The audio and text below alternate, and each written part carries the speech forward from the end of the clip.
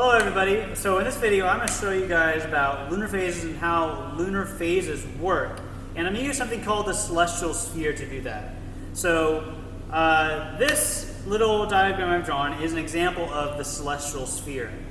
And the celestial sphere is imaginary. It's an imaginary circle or imaginary dome that we imagine that helps us keep track of things like the sun, the moon, and the stars.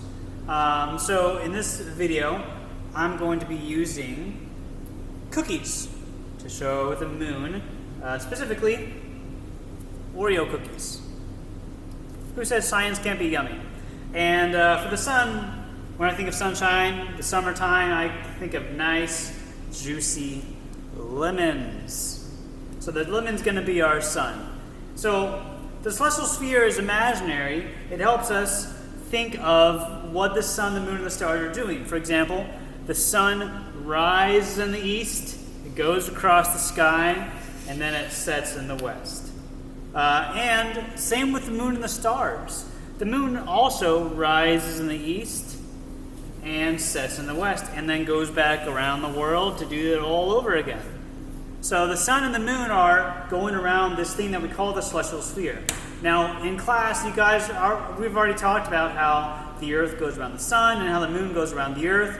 So this model might make it look like everything goes around the earth. It doesn't, but this model helps us keep track of when we know the sun's going to be out, when we know the moons are going to be out, and certain stars are going to be out. So the main purpose of this video, though, is to talk about lunar phases. So let's talk about lunar phases. So before I even start talk about the moon and the sun, let's just kind of look at our diagram here for a second. So here I've labeled on this diagram east and west. So if you're looking at a compass, you might be you're used to the other way around, but because you guys have this diagram, that I've shown you in class, this lunar phase chart, and I'll be referring to this diagram a few times. It's easier to mark this is east and this is west. Plus, you know that the sun rises in the east and sets in the west. So since we read left to right, it's easier just looking at things going from left to right. Some of you might be thinking, okay, well, where's north and south? Well, here's north and here's south, right? Well, no, because unless we're on the North Pole, that's not true. So remember that we're an observer. So you can pretend that this is us, or this is you. We're an observer on the earth, and so if this is above us in the sky, well then north and south are really looking into the diagram. So into this picture, if I were to walk this way, that would be south. If I were to walk out of the picture, that would be north. So that would be our north and south directions. We're not going to talk about north and south that much, but if you need to know and kind of get a picture of what we're trying to diagram, I hope that helps you. So let's talk about how long it takes the moon and the sun to go around the earth. So the sun goes around our sky in 24 hours, even though it's actually the earth that's rotating. It looks like the sun is going around the sky, and the amount of time it takes the sun to do that is 24 hours. It takes 24 hours for the earth to go around the sky, which makes sense. That's how long it should take. That's how long a day lasts. That's how we mark. That's how we get the measurement of hours, is by chopping off the length of the time it takes the sun to go around the sky into 24 pieces. Now, I already said the moon goes around the sky too. Not many people know this, just because we don't really pay attention to it. We pay attention to day and night.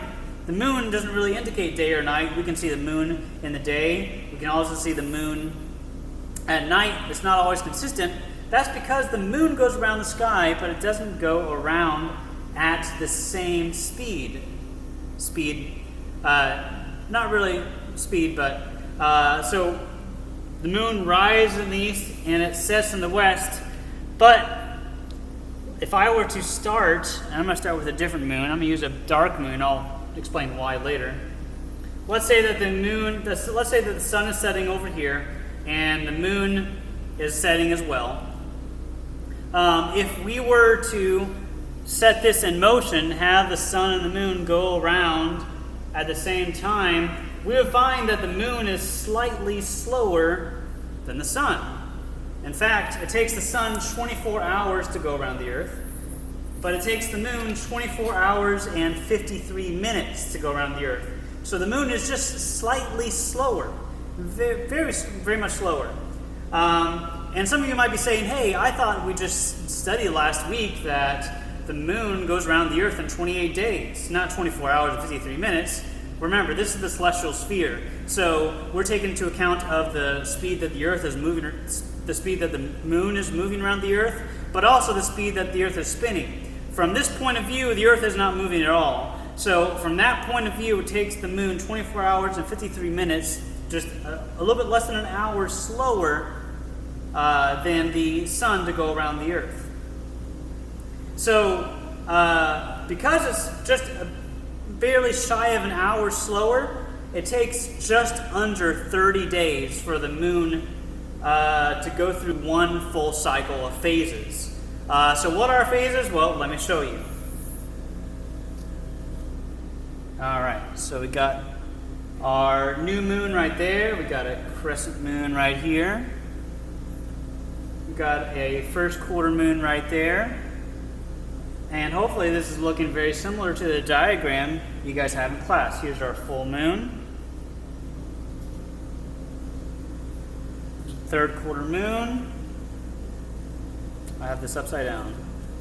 There we go. Oh, that one's... Oh, I had it right the first time. There we go. Okay, so this just looks very similar to the diagram that I gave you guys in class.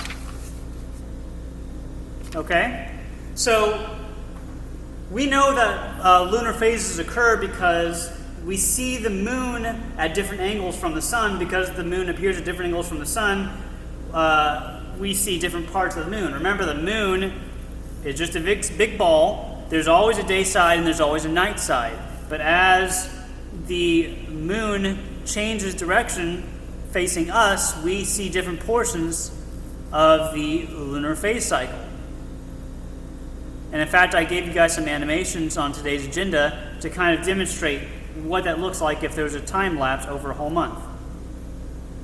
So, got some dust there.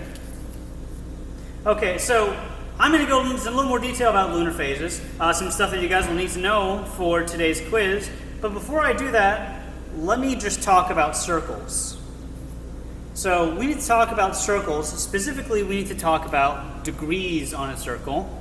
So if you're not familiar with degrees on a circle, that's okay. We'll give you a crash course. If you are familiar with degrees on a circle, hey, just stay with us anyway. It might be a good review, or it might be you might learn something new. Okay, so we say that there are 360 degrees in one circle. Well, what do I mean when I say that? So first of all, let me draw the radius of the circle. So a radius is just the line that connects the center of the circle to the outside of the circle. So I have my radius, and we call this the 0 degree marking. So degrees are kind of like hours on a clock. Here's my 0 degree marking. That little mark there is for degrees. Oh, I just realized. Where are my manners? There we go. I think that looks a little better for you guys. Okay. So, and if I were to take my pen and move all the way around here, just like I go from 12 o'clock to 12 o'clock. When I use degrees, it's 0 degrees to 360 degrees. Okay? So we can chop this circle into lots of angles. So when I use that word angle, that just tells me how many degrees I'm moving. So I'm going to continue to draw a radius on the other side and draw a full diameter of the circle. Okay? So if I take my pen and go here all the way to here, well, that's half of 360. And if you can't do the math in the head, that's okay. That's 180 degrees. Okay? And I can cut, so this portion, half a circle, is called one angle, and this angle is 180 degrees. And I can chop that angle in half too. So now if I go just a quarter of the circle, half of 80 or 1/4 of 360 is 90. That's 90 degrees. And yes, you guessed it, I can break that in half again if I divide 90 in half, or if I divide 360 by 8, I get 45 degrees. And I can divide that in half. No, I'm not going to divide it in half again. But these angles, 0, 45, 90, 180, 360, are going to be important.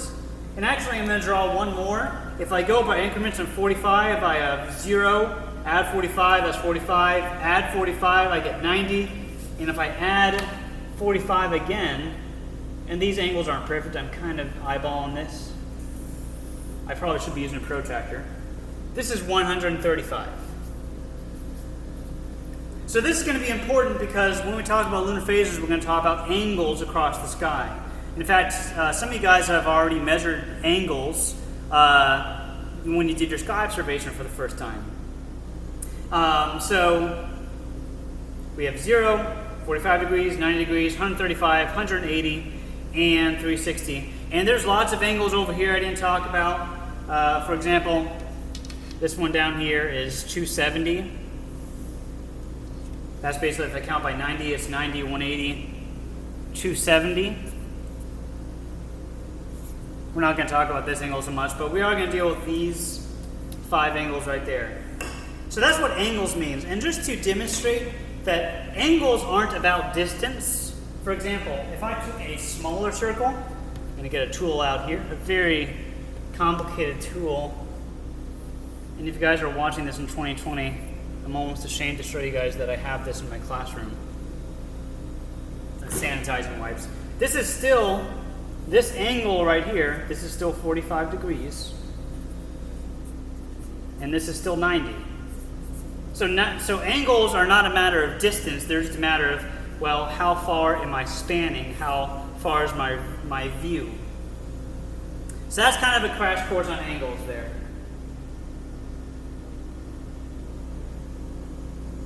Okay, let's get our celestial sphere back, and we'll talk about the celestial sphere again. Guys, thank you so much for your patience. Okay, and if you need a crash course on angles again, feel free to rewind and watch that again if you need to. Let me just get back my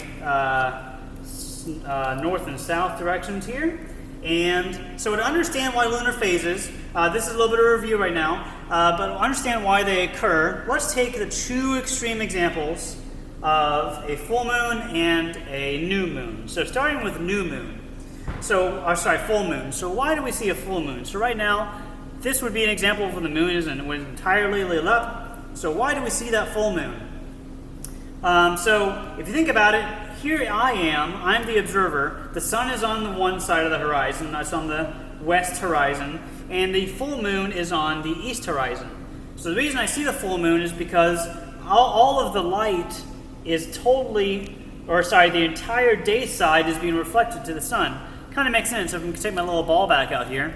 So remember, there's always a night side and there's always a day side to the moon. There's no such thing as a dark side of the moon. It's all, it's just the far side of the moon. Anyway, so in this example, I see the entire lit side of the moon because the sun's rays are completely reaching me. And the other extreme example would be a new moon. A new moon would be where I really don't see much of the moon at all because the day side is facing away from me. So right now I'm seeing the dark side because that day side is all facing toward the sun. So again, full moon over here, new moon over here.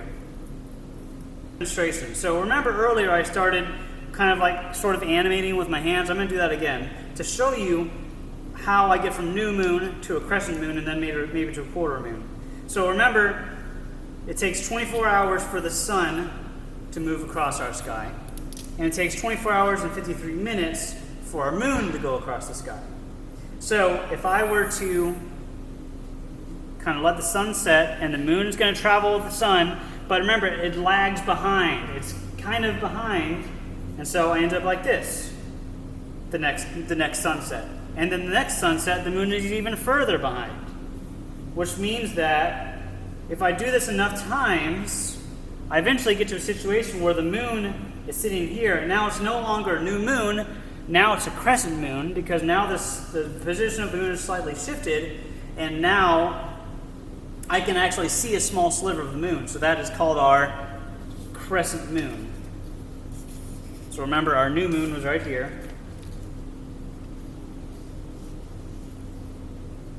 That's our new moon right here. And I could go around again. Eventually the moon will lag behind even more until it's a full 90 degrees away from the sun. Now it's no longer a crescent moon. Now it's what's called a first quarter moon. So we call it a first quarter moon because it's a quarter of the way to getting back to where it started. Remember, the moon's trying to start a new phase over, have to get back to a new moon. Okay? So I could do this again and again and again. So as the moon gets further and further behind the sun, we see more and more of the moon. So we start with a new moon where we see nothing, crescent moon where we see a sliver of the moon, to a quarter moon to where we see half the moon lit. Then it's then a phase that is called a gibbous moon. It's kind of a weird name. I didn't pick it. Gibbous. And then till it's full. So eventually the moon lags behind so much that we can now see the entire moon lit up. So this portion of the moon's phase is called the waxing. So these are all waxing phases. Waxing just means growing. So the moon is slowly growing until we get to full moon. So it's a waxing crescent, waxing first quarter, waxing gibbous, and then finally the full moon. Where's my label? Full moon. And then the opposite things happen when the moon starts to travel around again. The moon lags and lags and lags further behind until when it gets here, now there's some sunlight hitting. Now there's going to be a dark side where I can't completely see. Well, this is called the waning gibbous phase. So everything on here, everything on this side is called the waning phases. In other words, it's shrinking. So it's shrinking and shrinking until I finally get back to my new moon. So again, crescent moon, first quarter moon, waxing crescent, first quarter, waxing gibbous, full moon. Then we have a waning gibbous moon, third quarter, because now we're 3/4 of the way through the lunar cycle, and then we get to a waning crescent moon. So I got labels everywhere, but now this should look very familiar to what you guys already have.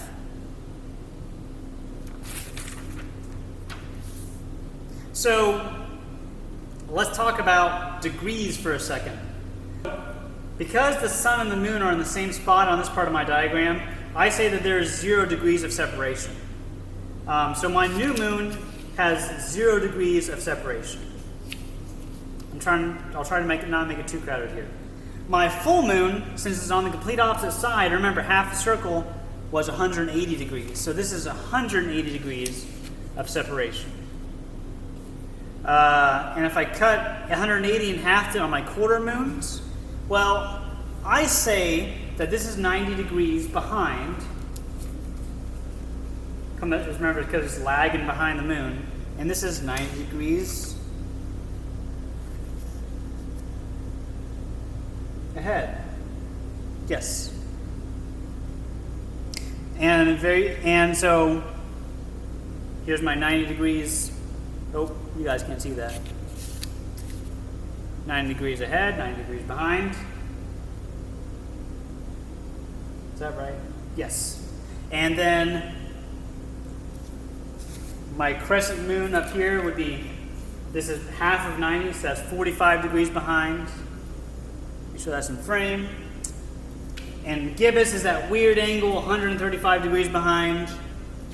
And gibbous down here is 135 degrees ahead.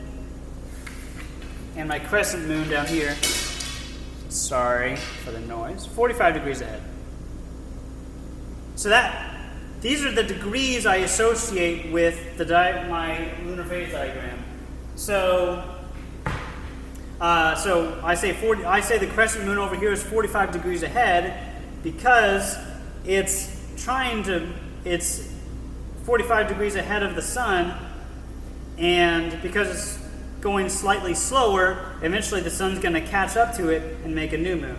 This one is 45 degrees behind because remember, it's going slower, it's falling further and further behind.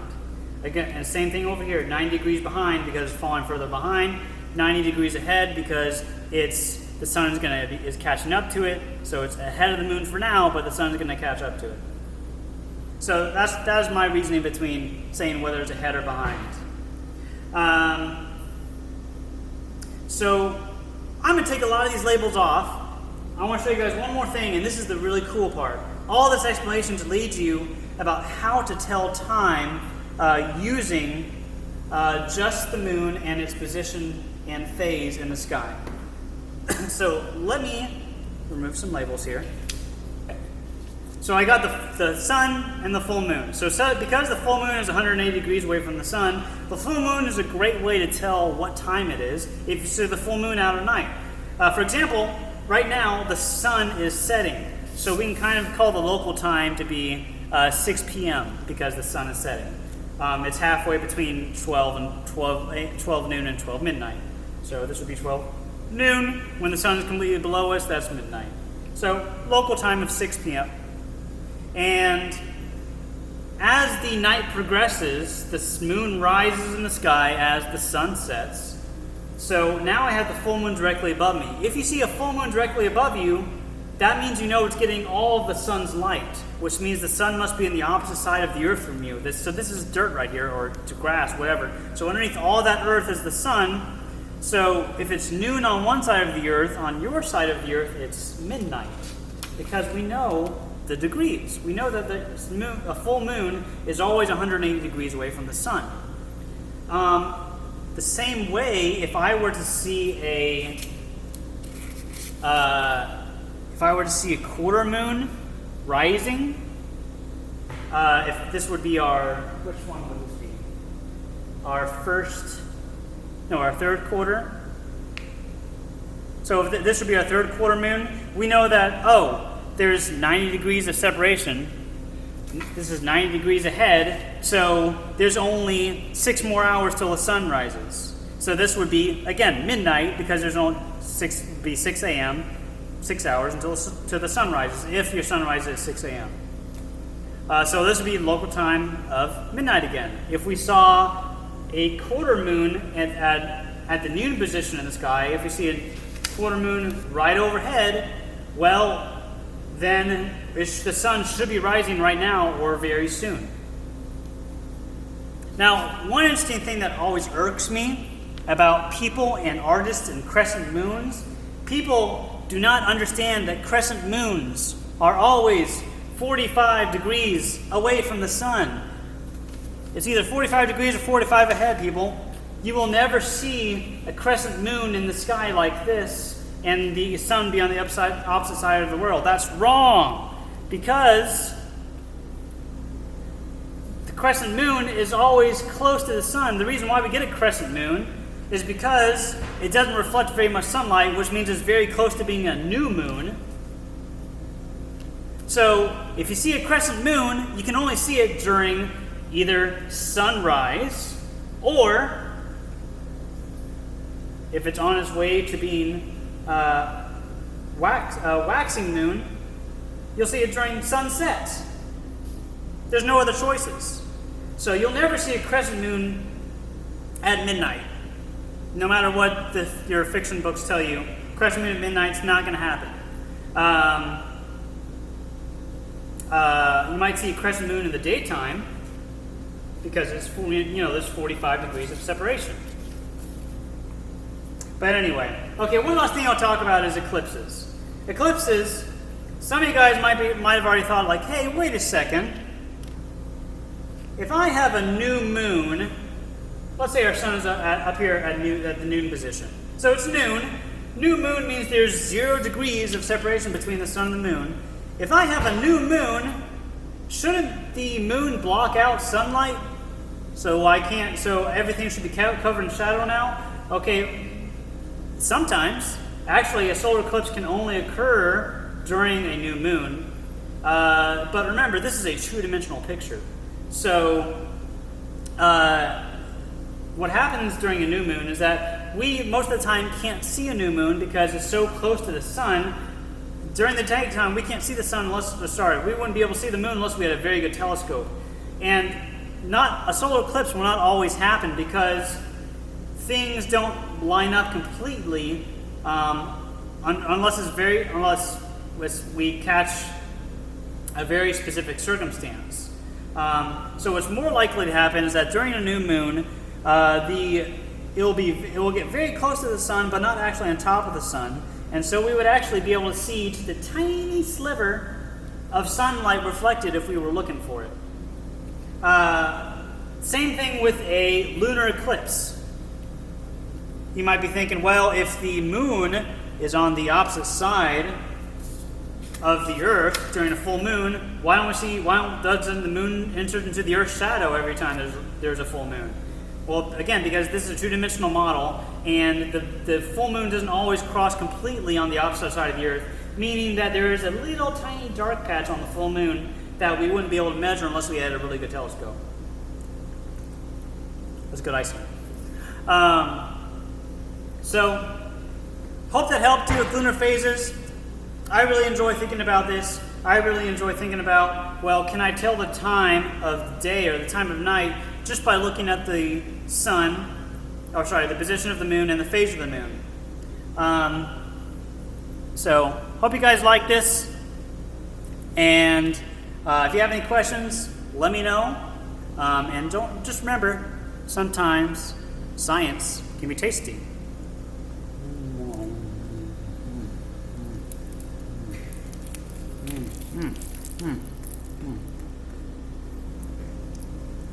That's a good moon. Okay. Thanks for watching, guys.